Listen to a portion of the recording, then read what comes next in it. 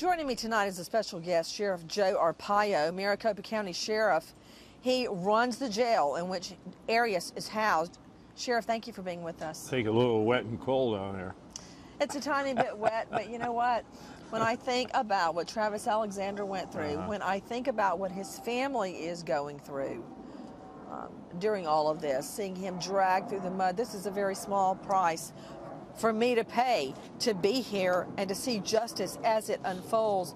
Sheriff, I was very interested in the inner workings of your jail today, and to a fault, every single inmate that I spoke with that has come in contact with Jodi Arias believes that she acted in self-defense. You know, is it your belief, Sheriff Arpaio, that a lot of defendants have a certain charisma about them that they should be in cells? I mean, they can sell anything. They can sell ice to an Eskimo. Have you ever noticed that about certain defendants, Sheriff? Well, what do you expect these gals to say?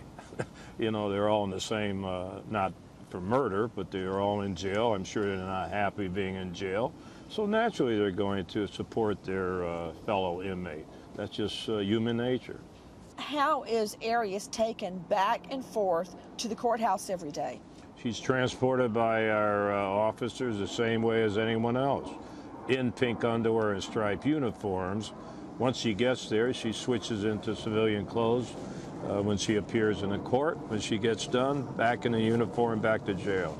Now, when you say she's taken to court, just like everybody else, I'm not necessarily referring to her underwear. I'm talking about, is she in a car? Is she in a sheriff's bus? Do they have an underground holding area? Do they drive under the courthouse and go up, or do they walk in at street level? Yeah, we have an underground way of transporting prisoners. But once again, I mentioned the clothes because we do change into civilian clothes when she appears in a court. Do they go in an inmate bus? Yes. Are they handcuffed on the bus? Yes. And how many are on the bus? Depends how many are going to be transported that day. I think we have room for 12 or 14. You know, the reason I'm asking, Sheriff Arpaio, whenever I was in need of witnesses, I wanted more witnesses to bolster my case.